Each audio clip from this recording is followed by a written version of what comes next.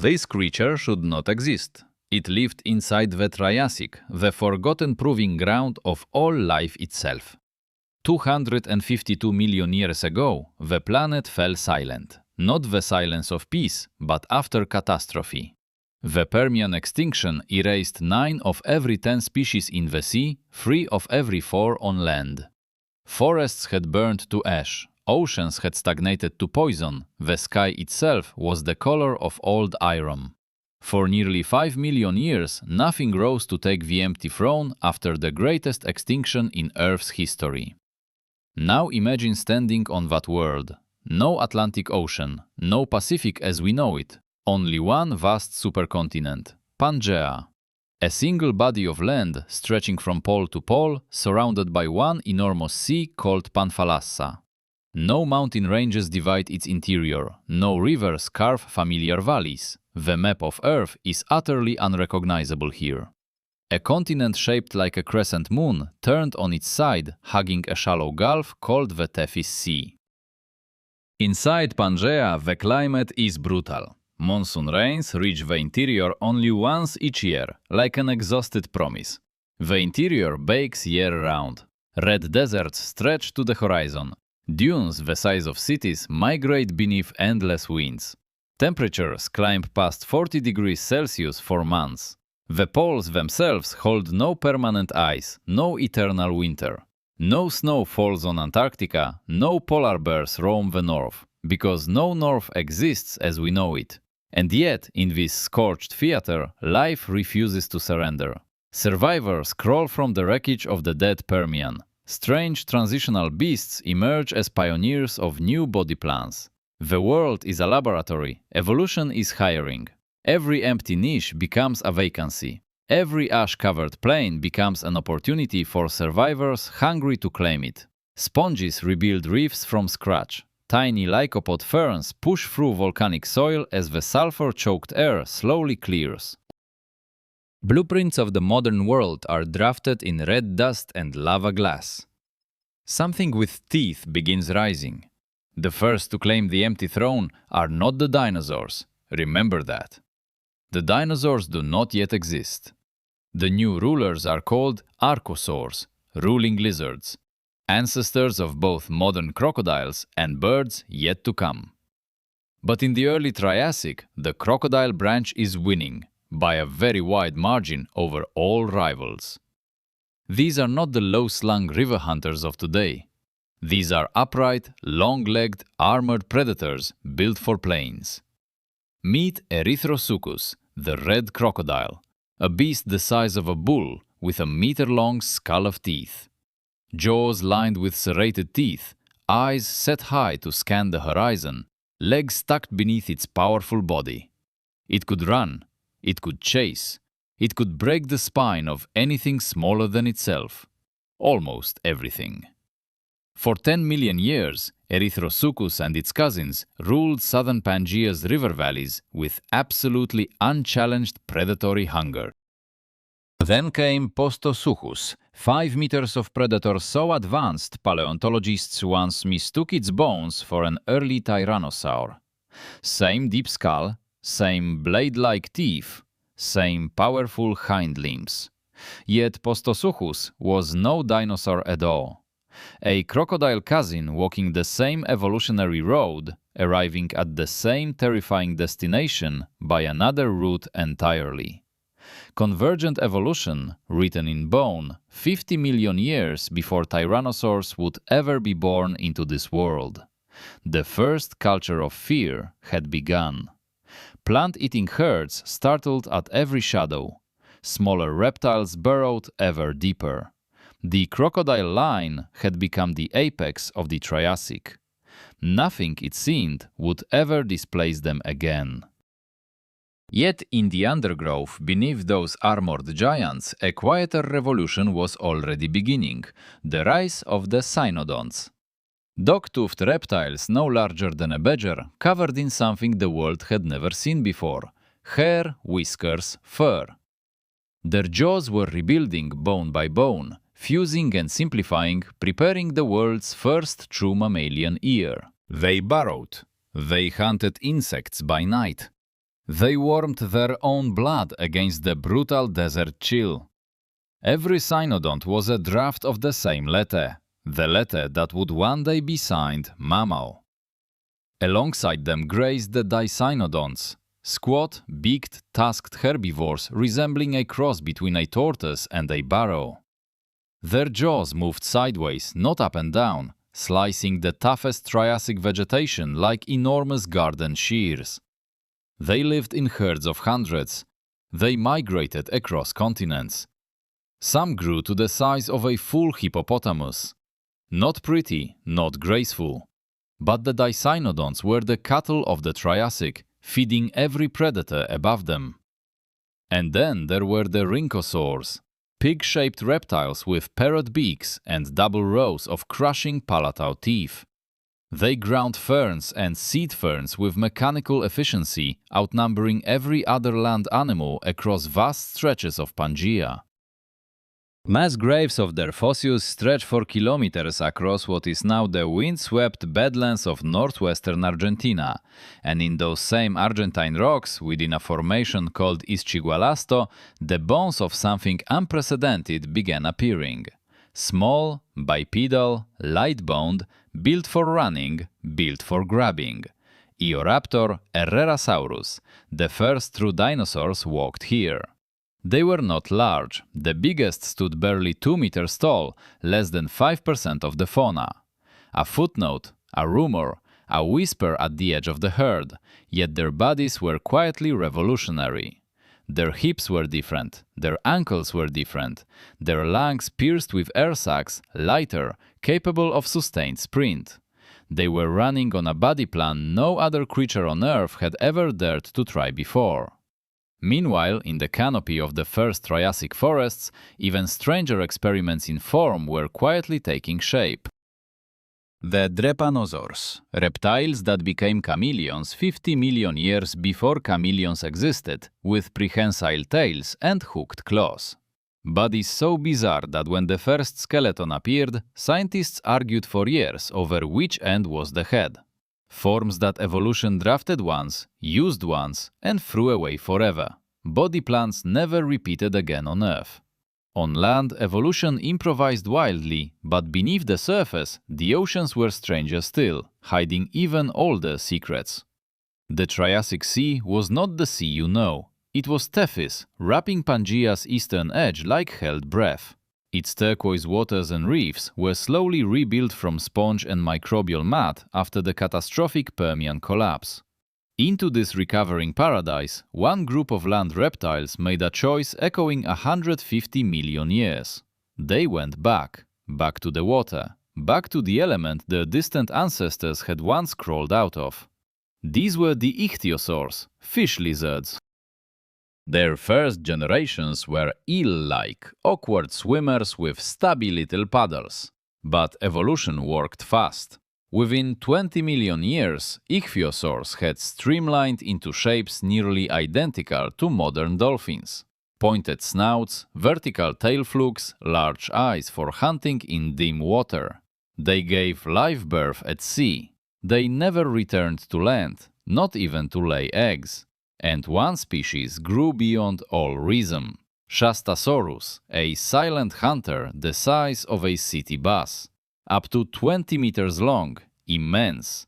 Its snout was strangely toothless in mature form, suggesting it hunted by suction, vacuuming squid from the deep. Imagine a creature longer than a humpback whale gliding through warm Tethys water in absolute, unbroken silence. 200 million years before the first whale would even be conceived in the womb of evolution. Closer to shore, the nophosaurs patrolled lagoons. Long-necked, sharp-toothed ambush predators the size of a saltwater crocodile. They lay in the shallows of the European Tethys, waiting motionless for fish to drift slowly past them, then struck with a sideways snap of the head. Fossilized footprints survive in southern Switzerland to this day. Tracks show they sometimes hauled themselves onto sandbars to rest, like seals basking on a modern beach. Above the water, life was learning a new trick: flight. Real flight, not falling with style. Powered, sustained, controlled. The first to attempt it were not birds. Birds would not exist for another 100 million years. The pioneers were small, leathery reptiles. They were called pterosaurs. The earliest had wingspans no wider than a hawk, stretched skin anchored to one elongated forefinger.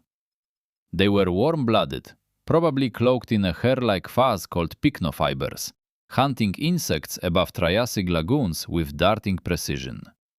They navigated by sight, by inner ear sonar sensitivity, by sheer aerial agility, mastering the sky in ways no vertebrate had before. They were the first vertebrates, in 3.5 billion years of life on Earth, to truly conquer the open sky. And there were the failed experiments. Charopteryx, a lizard the length of your forearm, with membranes stretched between hind legs and tail. A glider built backwards. A delta wing fighter in living tissue. It existed for a geological eye blink, then vanished into deep time. Only one fossil in Kyrgyzstan proves it ever flew at all. A single slab of stone holding an impossible creature. Modern science has now revealed something that overturns a century of assumption about these strange Triassic reptiles. Many marine reptiles, the ichthyosaurs, the notosaurs, perhaps even some pterosaurs, were warm-blooded, endothermic, burning internal fires.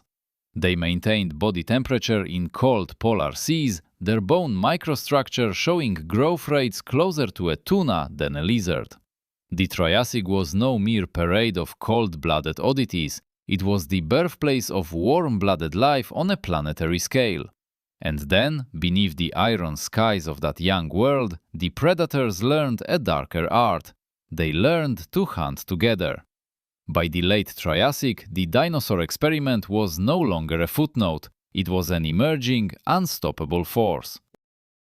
One creature in particular had begun to do something no land predator had ever attempted before. Celophysis. A slender, hollow-boned hunter, 3 meters long, weighing less than a grown human.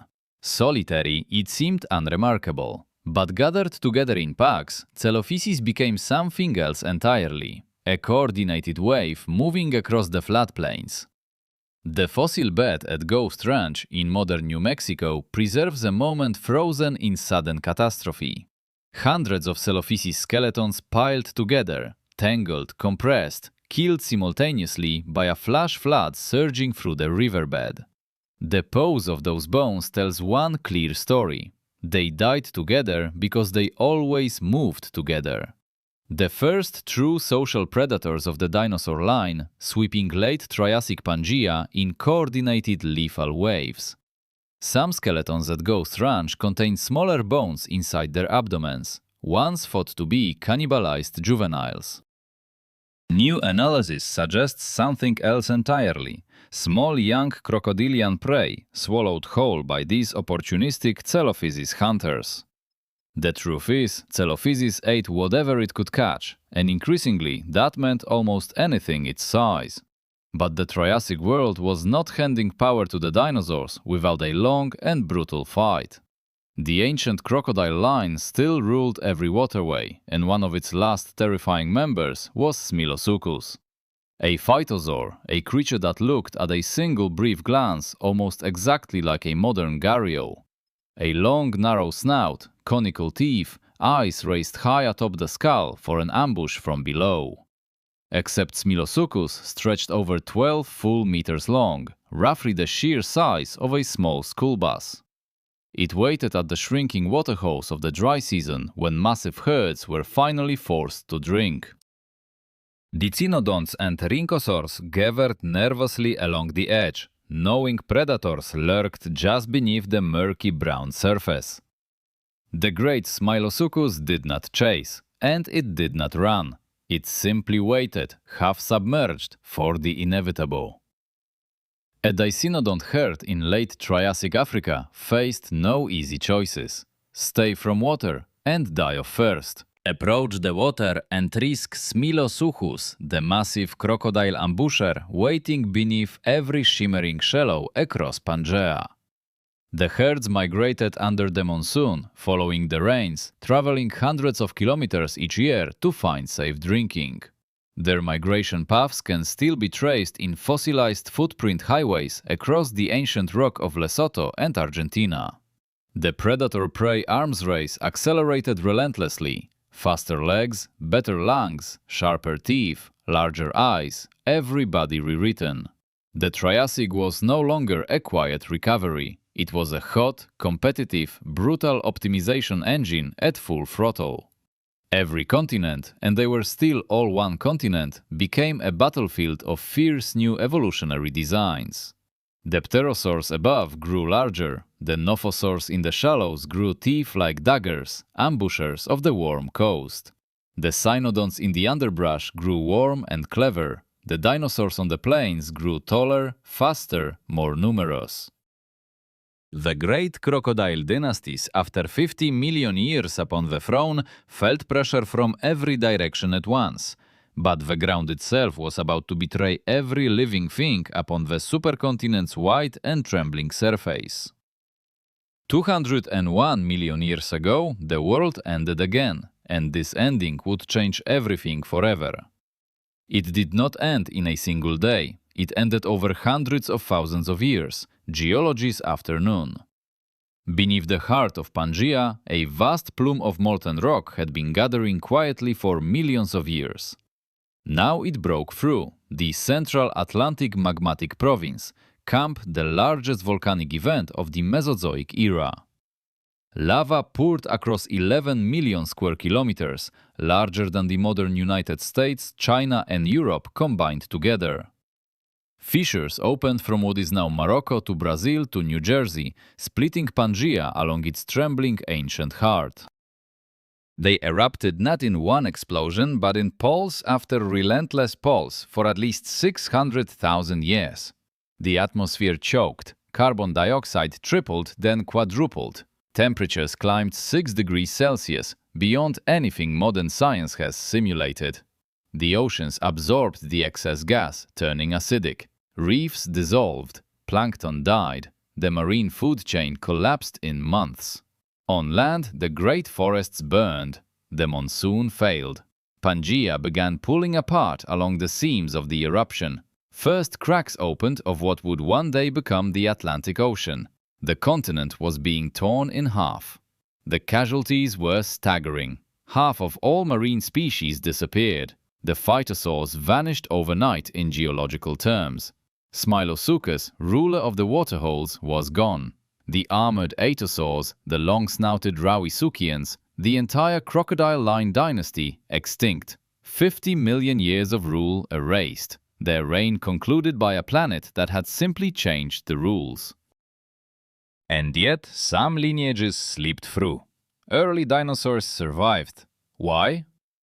Perhaps their air-sac lungs handled the poisoned atmosphere better. Perhaps faster growth aided recovery. Perhaps luck. Which animal stood near which refuge when the lava came? We do not fully know. We may never know. The cynodonts survived, hidden in burrows, small, warm-blooded, patient, carrying the seed of every mammal that would ever live. The pterosaurs survived. The ichthyosaurs survived too. Lineages becoming turtles, modern crocodiles, and birds, all squeezed through the narrow gate of the end Triassic extinction. Half of all species vanished. The dinosaurs inherited a broken world. What science just uncovered rewrites who really survived. For most of the 20th century, paleontologists believed the end Triassic extinction was a slow, gradual decline over millions. New isotope data from deep drill cores in the Newark Basin of New Jersey rewrote that timeline entirely. Sediments recorded each annual layer of dying Pangaea. The collapse was fast, brutally, terrifyingly, geologically instantaneous fast. The marine extinction may have unfolded in under 10,000 years. Some local ecosystems crashed in mere centuries. Even more striking, Ancient chemical signatures and reanalyzed fossils suggest fuzzy filaments trace all the way back. The hair-like body coverings of later feathered dinosaurs and warm-blooded pterosaurs originated deep in the Triassic dawn. The first downy filaments, the first insulation, the first hint of feathers, already in small social dinosaur ancestors. 220 million years ago, feathers were not a Jurassic invention. They were a Triassic survival tool. And the mammalian jaw, the precise hinge of bones that lets you and me chew, speak, sing, that architecture was being assembled in the cynodonts of the Triassic, bone by bone, generation by generation. The mammalian middle ear, 3 tiny bones letting you hear a whisper, was once part of reptile jaw. The transition happened here, in the dust of Triassic, in creatures the size of rats hiding from giants. The Triassic was not a footnote between Permian disaster and Jurassic glory. It was the architect of modern biosphere. Every dinosaur that ever lived was drafted here. Every mammal that ever walked was prototyped in this forgotten cradle. Every bird, every crocodile, every turtle, every lizard. The foundation was laid in those scorched red Triassic deserts. Warm, shallow seas, drying floodplains beneath a merciless sun, its echoes still shape every living creature alive today. A lost epoch, never fully reconstructed. Most who love prehistory know Tyrannosaurus and Triceratops by heart and name. They know Velociraptor and Brachiosaurus. They know the asteroid that ended the Cretaceous in fire and falling sky. But the Triassic, the strange first chapter, the proving ground, remains the dimmest, quietest room in the museum.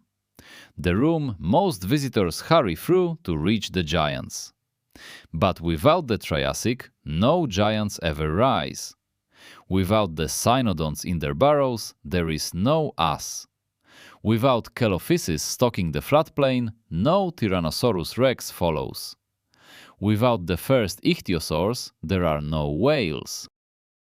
Without the first pterosaurs, no birds sing on your windowsill.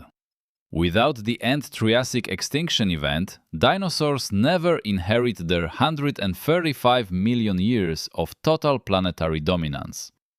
The Triassic was the silent doorway, the threshold where life, after the greatest dying ever endured, tried again. To experiment, to risk, to invent feathers, warm blood, social hunting, live birth at sea, the first leather wings. And then, just as the experiment was nearing its full potential, the planet broke open and erased half. But the survivors carried everything forward. They walked out of the volcanic dawn into a wholly new world. A world of cracked continents, of new oceans being born, of plant life returning in slow green waves. They walked into the Jurassic. They walked into the Age of Giants. The next world belongs to Titans. In the next chapter of Prehistoric World, we follow those survivors into a vast continent split cleanly in two. We will meet the first true Colossi, long-necked sauropods grown larger than any land animal before or since. We will walk the floodplains of the Morrison Formation, where Allosaurus stalks Stegosaurus beneath ferns the size of buildings. We will descend into seas ruled by Liopleurodon, into skies crowded with the leathery wings of Rhamphorhynchus pterosaurs, and into forests where the ancient ground itself trembles beneath the slow, shaking footfall of mighty Brachiosaurus. But always remember, every one of those titans began here, in the Triassic, in a vanished world. Subscribe now to continue the journey into ancient worlds that have vanished beneath stone, dust, and forgotten centuries. Activate the bell to receive the next chapter of Prehistoric World the very moment it arrives on screen. The next episode will carry you into the Age of Giants, the first true colossi awakening to the rain. The mystery of the Morrison Formation awaits. Do not miss it.